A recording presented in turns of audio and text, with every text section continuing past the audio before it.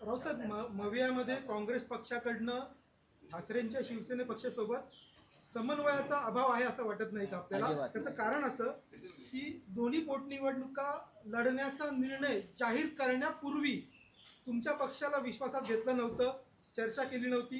निर्णय जाहीर केल्यानंतर चर्चेची आपण विषय सांगितला. आणि त्याला जोडून दोन उपप्रश्न आहेत. बारामती पोटनिवडणुकीकरिता भाजपकडनं, देवेंद्र फडणवीसांकडनं सर्व पक्षांना पाठिंबा मागितलाय.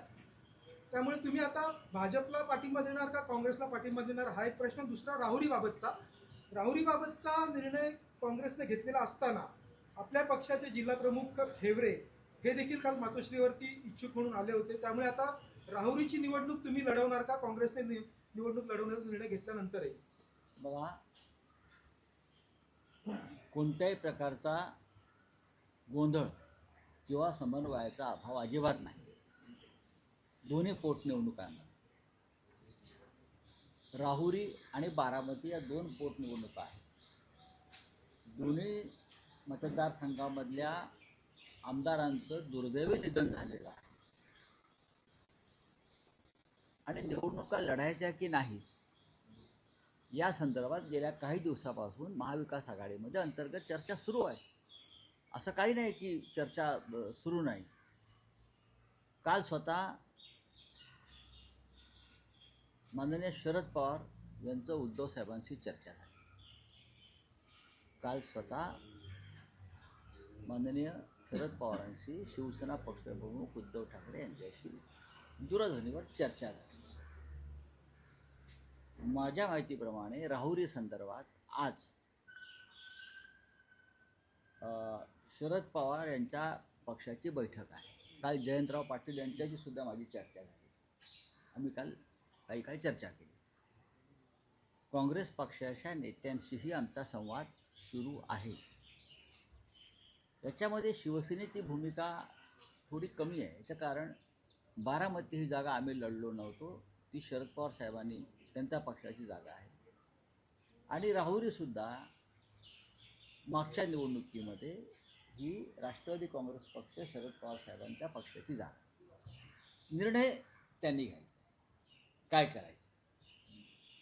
राहुरीमध्ये आमच्या पक्षाकडून एकूण 3 इच्छुक आहेत.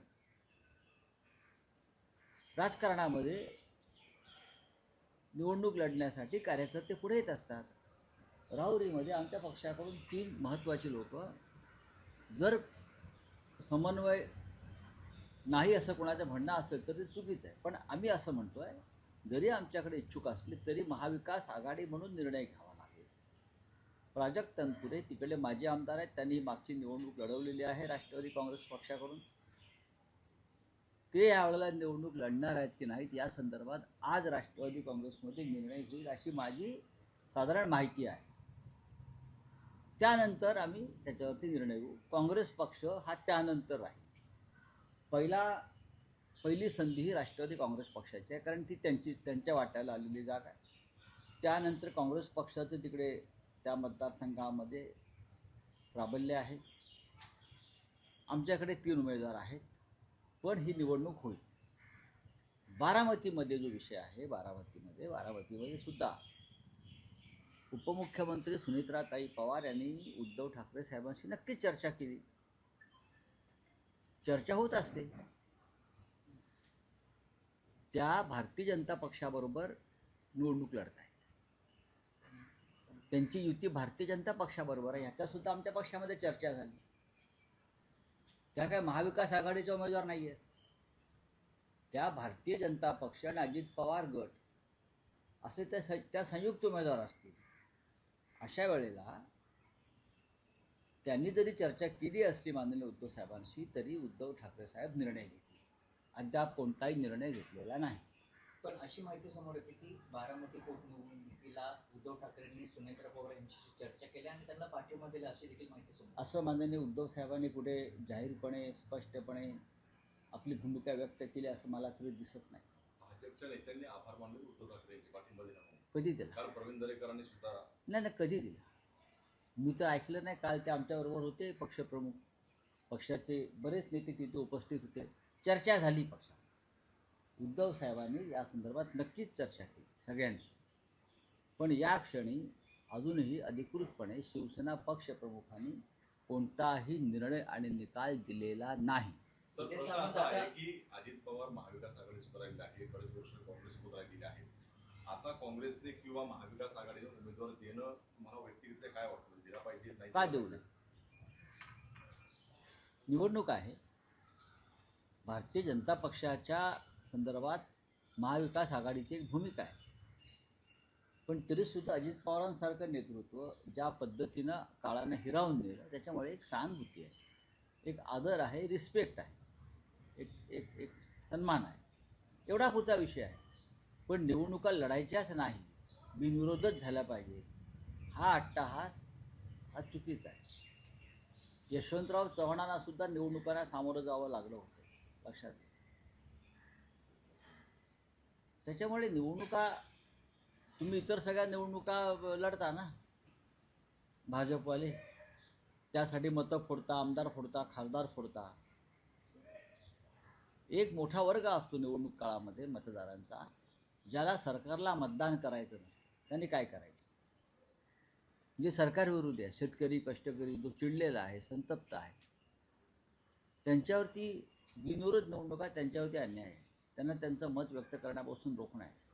तरीही या दोन्ही निवडणुकांसंदर्भात महाविकास आघाडीमध्ये चर्चा सुरू आहे, चर्चा होत राहील आणि निर्णय घेतला जाईल. महाविकास आघाडी एक संघ आहे आणि राहील. राऊत साहेब, तुम्ही आता राहुरीबाबत म्हटलात की तुमच्याकडे 3 इच्छुक उमेदवार आहेत, तुम्ही लढण्याच्या तयारीत आहात. मात्र अशा वेळेला काँग्रेस हर्षवर्धन सपकाळ हे ठामपणे सांगतायत मीडियामध्ये की आम्ही लढणार. इव्हन त्यांनी उमेदवारांच्या मुलाखती घ्यायला देखील सुरुवात केली. घेऊ द्या ना, त्यांचा पक्ष आहे, ते पक्षाचे प्रांताध्यक्ष आहेत, ते पक्षाचे प्रांताध्यक्ष आहेत, प्रदेशाध्यक्ष आहेत. आणि पक्षानं आम्ही तयारी केली आहे, आम्ही 3 उमेदवारांच्या मुलाखती घेतलेल्या आहेत. प्रत्येकानं कधी कोणावर निवडणूक लढण्याची वेळ येईल राजकारणामध्ये, युद्धासारखं असतं, सदैव तयार असलं पाहिजे. कोणावर जबाबदारी पडेल निवडणूक लढण्याची सांगता येत नाही. आम्ही स्वतः आमच्या उमेदवारांशी चर्चा केलेली आहे. आमच्याकडे 3 उमेदवारांशी आम्ही चर्चा केलेली आहे. हर्षवर्धन सपकाळजी जर त्यांचे उमेदवार ठरवून ठेवत असतील तर ही चांगली गोष्ट आहे. आणि राष्ट्रवादी काँग्रेससुद्धा त्यांच्या उमेदवारासंदर्भात चर्चा करते आणि 3 पक्ष मिळून आम्ही निर्णय घेऊ. आमचा निर्णय पक्षप्रमुख घेतील. राऊत साहेब, संसदेमध्ये एक विधेयक मंजूर झालेलं आहे. आंध्राची राजधानी ही अमरावतीच आहे राहील असं मंजूर झालेलं आहे. हो, पण तो निर्णय राज्य घेतं. माझ्या राज्याची राजधानी कोणती हा निर्णय केंद्र सरकार घेत नाही.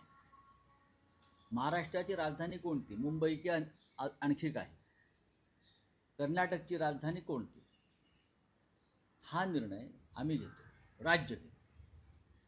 पण आंध्रच्या बाबतीमध्ये त्या संदर्भातलं एक विधेयक आलं संसदेमध्ये. उद्या मुंबईच्या बाबतीत असं विधेयक आणतील हो, काही वेडवाकडे करण्यासाठी, किंवा इतर राज्यांच्या बाबतीत येतील. म्हणून सगळ्या राज्यांनी सावध असायला पाहिजे. चला, राऊत साहेब, तारा राणींचा अपमानाचा विषय ताजा असतानाच जैन मुनींनी आता छत्रपती शिवाजी महाराजांची तुलना नितेश राणेंबरोबर केलेली आहे. मनोज जरांगे पाटलांनी त्यांना उत्तर दिलं आहे, ते योग्य आहे. मनोज जरांगे पाटील यांनी त्यांच्या मर्द मराठा भाषेमध्ये एक उत्तर दिलेलं आहे. त्या संदर्भात छत्रपती शिवाजी महाराजांची तुलना तुम्ही कोणाबरोबर करताय? ज्यांच्याशी तुलना केली, ज्यांच्या संदर्भात, त्यांना तरी मान्य आहे का? खरं म्हणजे त्या संबंधित मंत्र्यांनी त्या क्षणी व्यासपीठावरती उभं राहून त्या मुनी महाराजांना विरोध करायला पाहिजे होता. पण त्यांना गुदगुल्या झाल्या, छत्रपतींशी तुलना झाल्या. इतर कोणाशी तुलना झाली, कोणी केली असती तर हेच महाशय तडातडा वाटाण्यासारखे उडाले असते. हा, पण तुम्ही आपले बाळासाहेब ठाकरेंसारखी शाल वगैरे घेऊन, कोणीतरी दाखवलं मला, मी काय पाहत नाही, हे पहा काय. पण मनोज जरांगे पाटलांचं मी आज त्याच्यावरची भूमिका ऐकली. काय चाललं आहे महाराष्ट्रामध्ये? महाराष्ट्राचा शौर्याचा इतिहास हा पुसण्यासाठी काही सुपाऱ्या वगैरे दिल्यात का या मुनी आणि या सगळ्या बाबांना वगैरे? आणि देवेंद्र फडणवीस यांनी मग नक्की शिवजयंती कोणती साजरी करायची, या महाशयांची जयंती साजरी करायची, कारण हे त्यांची तुलना शिवाजी महाराजांशीच केलेली आहे. बघा मग काय आता, मग आपलं मंत्रिमंडळामध्ये यांना वेगळं आसन ठेवावं लागेल. यांना जर जैन मुनींनी मान्यता दिली आहे की हेच छत्रपती, तर मग त्यांना मुख्यमंत्र्यांपेक्षा एक आसन वर असं ठेवावं लागेल त्यांना. त्याला मूर्खपणा चालला या राज्यात. सर, जय पवार म्हणतात आहे दोन्ही राष्ट्रवादी विलिनीकरणावरून कुटुंब म्हणून आम्ही एकत्र आहोत. ठीक आहे, ते त्यांचं ते बघतील. आपला काय आहे? सर, राज्यामध्ये हाँ? सुनेत्रा पवार की उम्मीदवारी जो है बिनविरोध जो है चुनाव किया जाए, ऐसी मांग बीजेपी की ओर से की जा रही है. क्यों? किस प्रकार से देखते हैं? क्यों? सुनीत्राताई पवार या और कोई महाविकास आघाड़ी के तो उम्मीदवार नहीं है ना. तो देखिए, अजीत दादा पवार महाराष्ट्र के एक रिस्पेक्टेबल लीडर थे. जिस भयानक तरीके से उनकी मृत्यु हो गई है, आज भी महाराष्ट्र सदमे में है.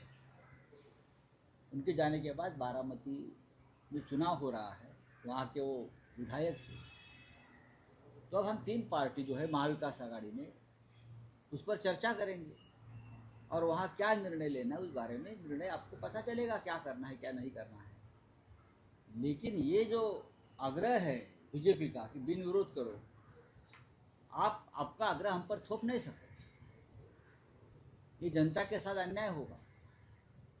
हम निर्णय करेंगे, महाविकास आघाड़ी निर्णय करेगी क्या करना है क्या नहीं करना है. और हमें इतनी सूझबूझ जरूर है, पूरा ज्ञान आपके पास है और हमारे पास कुछ नहीं, ऐसा नहीं है. आप लोग मूर्खों का मेला है. ठीक है, चलिए, थैंक यू.